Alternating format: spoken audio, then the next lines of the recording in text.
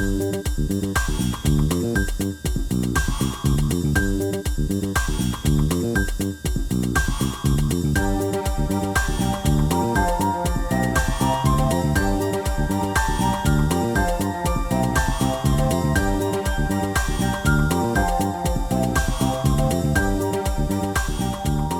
guest is Mookdapa Yangyuenpradorn, who's an LGBTQ plus activist and specialist at Fortify Rights. She also worked as an advisor to the Parliamentary Committee who have been working on Thailand's marriage equality bill. Mook, welcome to the show. Thank you so much. You've been on the panel here quite a few times. Today I just really want to talk to you about Thailand's marriage equality bill and what that means and how we got here. But first of all, tell me about you. What have you been doing lately? Right. Thank you so much for having me here today. Again, like FCCT has always been like very welcoming and a heartwarming place to be. My name is Mookdapa Yangyuenpradorn, but you can just call me Mook. I'm currently like an LGBTQI activist and also a human rights specialist at Fortify Rights. We're an international human rights organization covering issues around Myanmar, Thailand, Bangladesh, mostly like Southeast Asian region. But I'm covering issues like mostly domestically in Thailand. So since I joined, we've embarked on issues around refugees and then also marriage equality, which is what we'll be talking about, and among other issues like mass atrocity crimes, among other things too. But then also before I joined Fortify Rights, I was also an activist on the ground, joining alongside the coalition and some of the youth activists in organizing a protest since in 2020 when Thailand was like the pro-democracy protest was all around. So I was really glad to be part of that and also to work on some of the one of the biggest, I would say like from my perspective, the biggest protest on marriage equality. And that was like one of the first time when marriage equality was brought up into, the nationwide call for democracy. So that's how I kind of came about getting into these issues. That's a great background. That saves me doing an intro. No, I think it's great.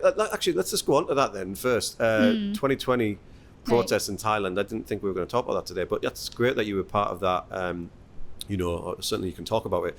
So tell me, what were you doing? I mean, tell us about that from your experience then. It was a very a time of turmoil and change on my personal side as well, because at that time I didn't it was COVID too, right? Beginning of COVID. And then I actually went to the UK to do a master's in 2019. And I wasn't expecting to be back in Thailand so soon, like since early 2020. So you finished studies in what, 2000? When did you finish your studies here? Around I was like doing I was supposed to be finishing around end of 2020. But because of COVID, I came back earlier. So I came back around March 2020. From the UK? From the UK, What were you studying? Gender studies. So I was at University College London. So I was also doing gender studies, and then I kind of rushed back home because of COVID. Like at that time, it was a very peculiar time for all of us. Yeah, absolutely. And then when I come back, I didn't expect myself to face this kind of political landscape in Thailand also, where protests starts to happen, because it started from I think being a pro-democracy protest, right? And that would be Twitter hashtags trending almost every day, like mobs today, like protests today, those things.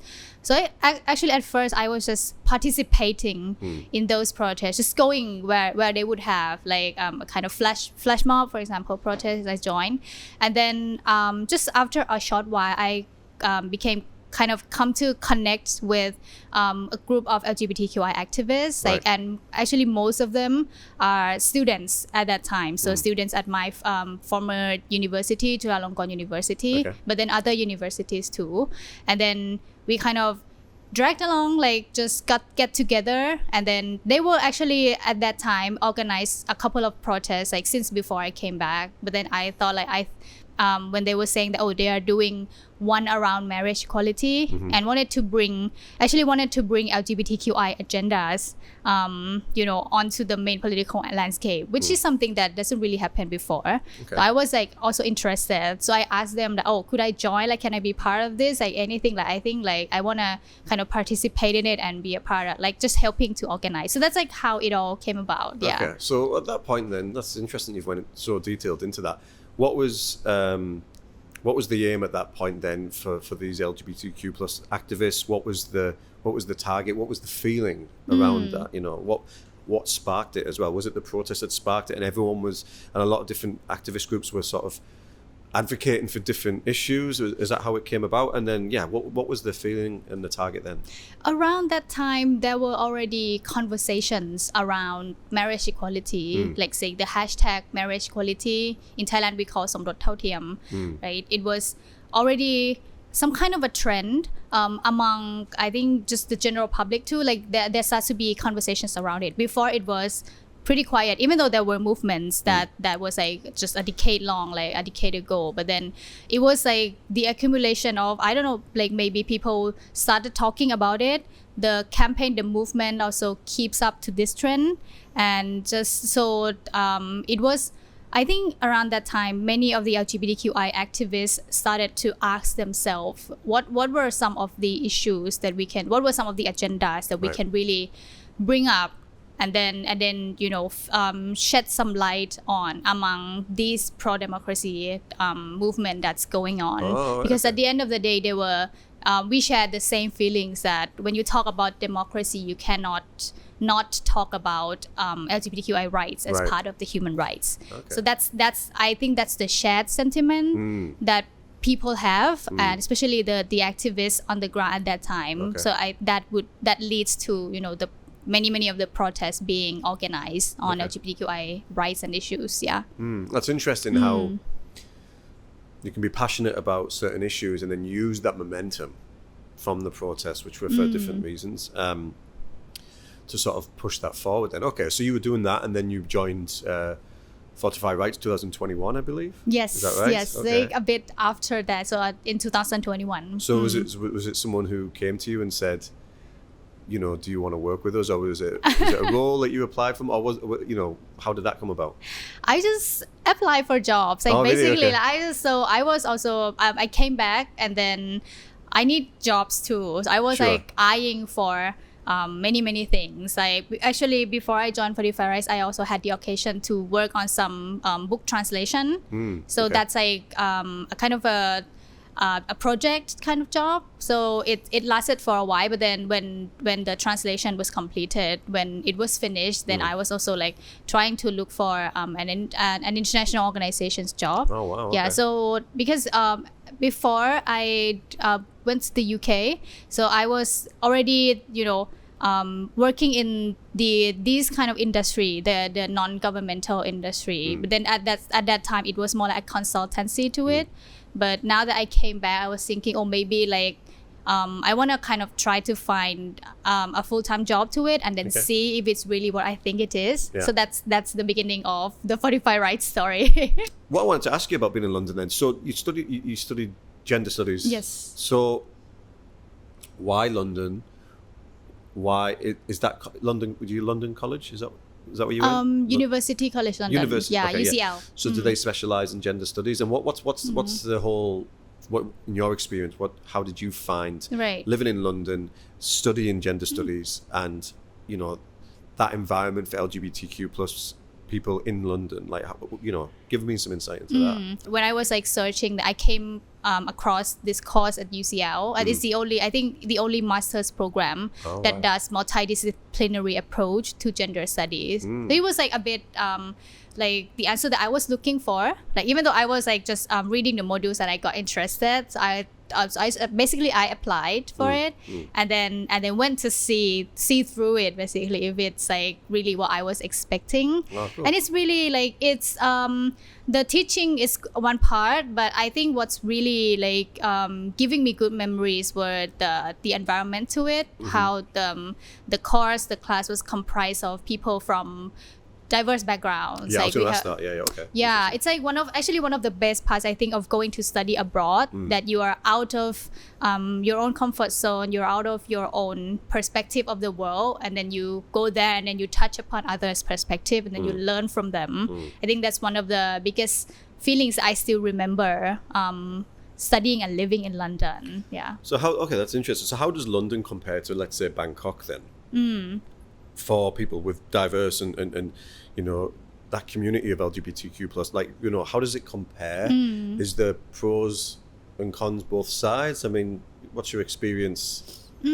I feel like community wise, Bangkok is starting to really grow really big, like the LGBTQI community. Like I think, and we grow really fast too with this having the sense of community there. But I think when I was there in London, like, I was thinking in terms of the academic context. The educational context. I feel like a master's program there, like people from many parts of the world apply, right? But comparing to an education system here, I feel like the university here is very much something that's secluded, like and saved for Thai people. So it's mostly like Thai students who would apply to be studying in the university, right? So there's like that part.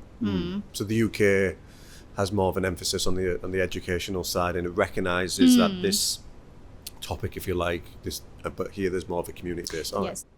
You've been one of many people focusing on marriage equality law in Thailand. How long has Thailand, or people within Thailand, been fighting for marriage equality? And give me some insight. It started a decade ago, I think since 2014, if I remember correctly. That was around the time when there first started to be conversations around. Before it was civil partnership, it wasn't even marriage equality.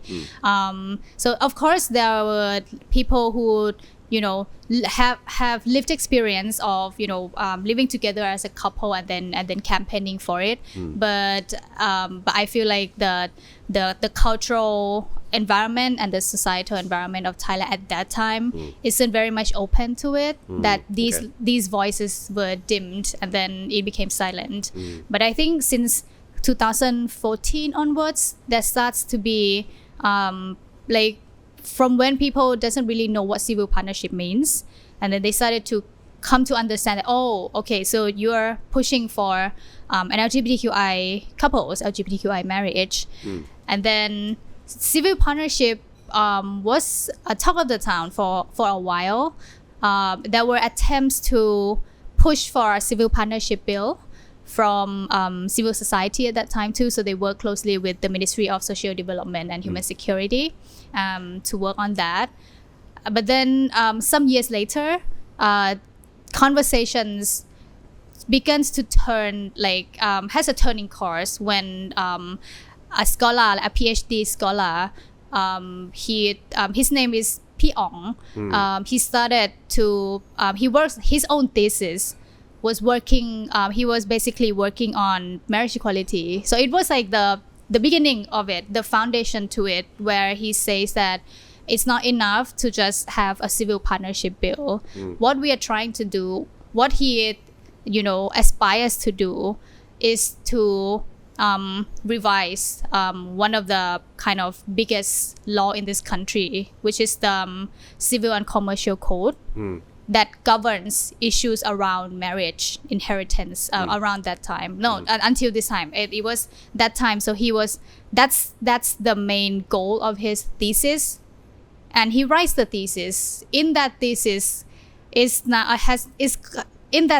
now contains I would say the very first draft of the marriage equality law that we see these days, right? So it's one of the very first attempts, and then he got connected to groups of LGBTQI activists who picked that up, and then started a campaign around marriage equality.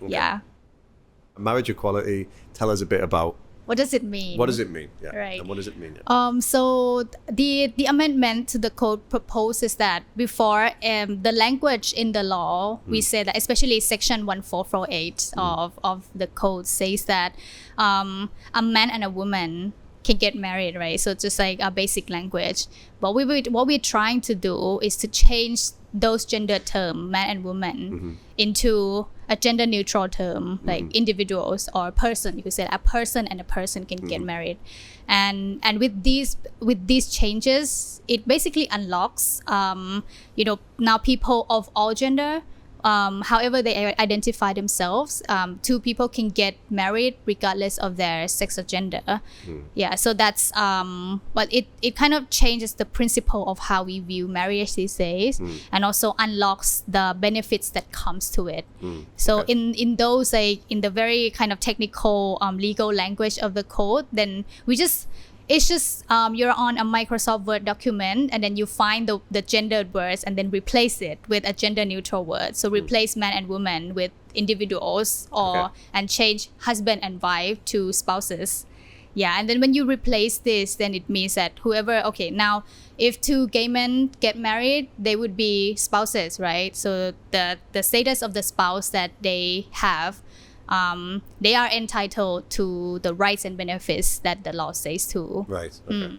When is it coming into? When it's been implemented? Around 24th of January. So the thing that we have succeeded in doing was to include not just right to marriage, but say rights to inheritance, adoptions, right? Tax, like spousal benefits, like tax deductions, governmental benefits, those things, like the welfare. What else are you advocating for? Is there any details that were missed that haven't been included in the, soon to be marriage equality law? Is there anything that needs to be sort of advocated for further? Some of the things that we haven't succeeded in doing was the section that talks about parents. Right. So before parents, in the code now, so of course you would have mother and father, right? That's what's described in the code. The thing that we want to push for, and we would have to continue to push for, is to also try to see family in a more inclusive perspective. So not just a father and a mother that can be comprised of in a family. Right. So you can be a parent and a parent too, right? So also change the term to a gender neutral term, to open up for LGBTQI parents to take up the space in the law itself, and also to gain the benefits that's supposed to be for the family. You mentioned about inheritance, things like that. How does that work then if there's two people who are identified as a mother and a father? What rights do each of them have then with inheritance, for example?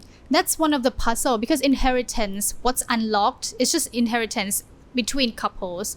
So it still doesn't encompass inheritance when you talk about your child. Okay. Yeah. So but then that would be also connected to an adoption. Right. Right? Yeah, adoption too. So that's like also a kind of a side issue, but also an important issue. So we have law around adoption, use of reproductive technologies, surrogacies, and those things. So those are also the parts of the law that's still that's still locked, that's still not unlocked. So we'd have to kind of work more on that too in the future. Yeah. So it's like a lot of work to do. Yeah, still more work to do on that. Yeah. Okay. It's such a big thing for Thailand to have this, because within the Southeast and East Asia region, I mean, there's only Nepal and Taiwan that legalize same-sex marriage. That's true. So how big is it of Thailand to be the third there and to really welcome this? I mean, how big is that? I mean, are we sort of underestimating how big this is for the region? I feel like it's monumental. I feel like it's because we are third of Asian and first of Southeast Asian, right? That's right. Yeah. Yeah. So that's I feel like it's an inspiration in itself, because what this says, like what this law says is a possibility. It's talking about possibility, sending that message to other countries in the region, and also other countries in Asia too, that it's possible, to to legalize same-sex marriage, to legalize marriage equality. So and I feel like it's a cause for celebration. We've Sure. seen like huge number of people coming in to celebrate the passing of marriage equality law, and I could only imagine that next year, other Yeah. years, this would be also still be a cause for celebration. For people who haven't been to Thailand, people who have, Thailand's one of the most open places for LGBTQ communities. Obviously, there's been concerns about what rights this community has, but if you come to Thailand, it is a very open, liberal place comparative to other countries in Asia. But yeah, I mean, like, why do you think this has happened now? Has it been because there's been a pressure for so long, like you said, 10 years? Is it because people recognize that Thailand is open and liberal, or is it a tourist thing? Because of course, because the talk about if same-sex marriage is legalized here, then that paves the way for same-sex marriages, right? And the wedding economy, if I can call it that, people getting married in Thailand is already so popular. We have a lot of Indian weddings over here. So it's another avenue, I guess, for to boost the economy. What do you think about that? Do you think it's a combination, or So two aspects to it. I feel like at the end of the day, we really cannot get rid of the economic, the tourism aspect that comes with it. The benefit, yeah. I was flying back from Singapore last week, and so I landed in Don Mueang Airport. At immigration, there's like at every counter there's a sticker like with a heart-shaped sticker, LGBTQ I welcome, something like that. Wow. So they're not even subtle in promoting it, that's great, yeah. So when I see that, I was like, oh my gosh, this is like, wow, the epitome of Thailand at the moment. So Wow. they are really actively promoting it to foreigners, to those who come into the country. So that's one aspect to it. The other aspect to it that's maybe a bit more political to it is around the time when we passed marriage equality, it was Prime Minister Sethar Thavisin's office, right? Yeah, he was up for it as well. He was really for it. Yeah.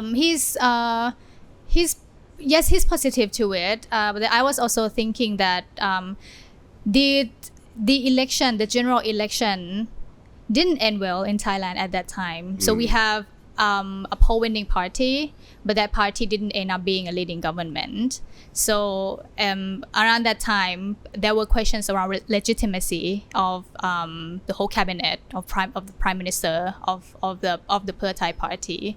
And I have a feeling, maybe this is like a personal analysis into it, but because they came into office for some time ago, but there hasn't been any achievements for them.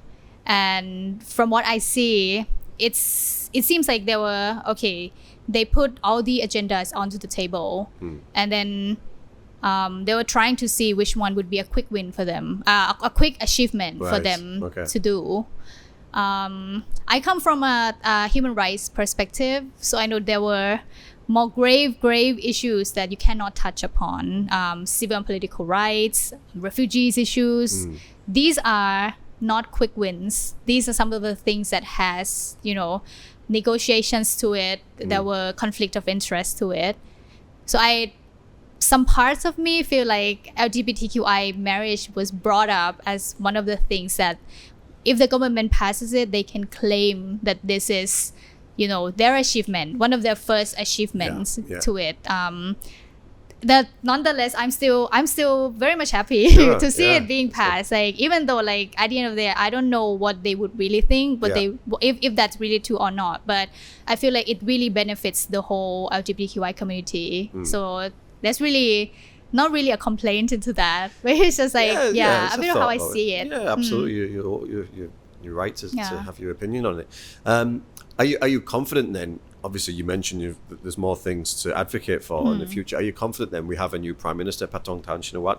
She's 38 years old, youngest Prime Minister ever, Thailand. I know we can talk about previous opposition parties who certainly appealed to the youth of Thailand and a younger feel about Thailand, a younger sort of perspective. Are you confident then that any future bills or any future amendments or proposals that you have that it's in good hands, or have you had any thoughts about that at all? Are you happy that you got a younger prime minister? I'm still gauging. Okay. I'm still like I want to see Paetongtarn fare as well in this, you know, being a leader of Thailand, and she's young and promising, and her team is good. Like the Thai party is good. She's also she has good people around her, like people with, you know, a willingness to change in a good way. So but then only time will tell, I would say, because like the things that we want to push after marriage equality they're all challenging, but I feel like it's only good things, you know, like for the community. But then it comes with it challenging in the sense that it comes with it more societal and cultural stigma to it. For example, one of the ones that we are campaigning for at the moment is a gender recognition bill. Okay. And tell me about that. And talks around, you know, wokeness, transphobic sentiments are still pretty much prominent in this society. You know, regardless of who became the government. And give so us an example. No, it's interesting to know. I mean, I think because I was mainly on online platforms, like a lot like Twitter, those kind of places, and there would be arguments like, oh, if a man becomes like turns into a transgender woman, like there would be more crimes happening to the woman in like closed space, like public toilet, like they would come and assault, something like that. So it shows that there are still fears of and misunderstanding around trans, intersex, non-binary people in this country.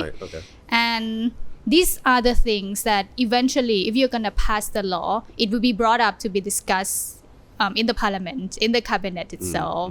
So I feel like, but then I could only hope for the best, that Paetongtarn, she kind of knows and cares. I hope that she knows and cares about the rights of the LGBTQI community, and knows that this is one of the important issues that we want to push forward after marriage equality. So I hope that if the cabinet approves of this bill, it will make hindrances like less and less, I would say. It would be easier, even though like we expect the kind of conversation that's not so healthy to be happening around. But at the end of the day, we still very much hope that the bill will be passed. But I would also say that it wouldn't be as fast as marriage equality. It would take some time. I feel that Thailand's got like this youth feel at the moment. You know, what is it from yourself, you know, what is it that you hope Thailand to be in the future, including, you know, same-sex rights? Is there anything else you'd like Thailand to be more flexible with and less conservative about? Anything that you know someone of your age wants Thailand to be? Do you compare it to any countries in the world or anything like that? You've obviously lived overseas, but it's just interesting to get your perspective of your age to you know, to what you want Thailand to be. Right. So people in my generation, and maybe those who are younger than me, we've been living for almost a decade in a repressive era. We would always remember, you know, the era where the military junta rises and then stays in power. And those years, I think, even though it has already passed, some would say, it leaves a feeling that lingers in your mind always, that that your time is frozen. Wow, yeah. Yeah, right. And you feel like you're missing out. You feel like you need to get going quick. You feel like you've been held back. It's a feeling of being held back by those times. And it's the time, I feel like a decade, like 8 or 9 years, is a really long time in a sense. You can do many things in Thailand. Marriage equality would have been passed if not for the military junta government governing. So the feeling that I have with me, and I would grow, you know, to be also living with this memory too, is, you know, we want that time back. But no matter how much we want it back, we cannot, right? So, and I feel like it's a shared sentiment among many Thais, even those who are younger or older in my generations, that we don't want to see those frozen times again. I feel like in the future, developments needs to happen. Something that's for the better cause of the country, for the people, needs to happen to make amends for the times that we have already lost. Like some lost their lives, some lost their lifetime opportunity to become something better, to be just so those are, I think, it's not the future we want to see. Like, so I cannot simply put it into. No, it's really interesting how you describe it. I feel what you're saying. So basically, it's just moving away from an ultra conservative or those very traditional mindset that's holding us back. The kind of the power that used to hold us back at that time, and the power that comes with the connections and the people who are sitting in power at that time. I think that's what we want to break away from the most for the country to basically move forwards into the future. So that's the feeling, that's a hope I have for the future. It's not an easy job because the military junta leaves so many things in their legends. Leave so many things in their in the constitution, in how they operates the country and such, and we need the right key to unlock that, and it wouldn't take like some months to it would take years to it. So we are now living to rewind and unwind the things that's a leftover from the junta side. But I also hope that while we are trying to unwind that, we're also thinking about a country that's more inclusive, a country that's more open and more tolerant to diversity and to people who comes from diverse background. I think that's my hope for the future. What is the message you want to make clear that Thailand is about to have with this marriage equality law? And is there any misconceptions that you want to clear up for anyone who's listening and watching? Might not be like 100% misconception, but maybe like generally people would see that marriage equality is just two people holding hands to sign a marriage certificate at a district office, right? But I want to kind of affirm and reaffirm that marriage equality is not just that. It's really a matter of life and death for people to be able to found a family, to be able to live a daily normal life. That's the rights that's deprived of them before. Like the government isn't granting something special for a special group of people. It's giving the people back the rights that's deprived of them for a long time. I feel like it's a bit of a shift in the mindset, but it would open up the eyes of so many people to see that people are just trying to live their normal lives, but they cannot just because the law of some country doesn't allow them. And that's the fight that we want to continue to fight for. It's the fight that we are fighting and we'll continue to fight for in the future. Do you think Thailand's going to be a really interesting place for that? Are you going to go to any yourself? Yeah, I think people are already like they're booking? Thinking of doing like wedding ceremonies and stuff and going to so the celebration would be there for sure. But we would also have to keep an eye on how the implementation would be. The law can say really, really good things, but the implementation that's really imbued and stuck with the law enforcers like attitudes to it, the societal stigma, discriminatory attitudes that still stays. So that's the part that I would say much more difficult to unpack than changing the language in the law itself. Okay. So the movement will continue to fight for this cause and to ensure that we really have a society that's tolerant and acceptance of LGBTQI rights. Mook, thanks so much for coming on. It's been really good, really well spoken. Thanks so much for telling me about marriage equality law and about yourself. Is really interesting. And thanks so much again. Thank you so much. And thank you for listening to this week's podcast. Feel free to check the FCCT's website and social media for upcoming events. And stay tuned for more interesting guests on this podcast in the next few weeks.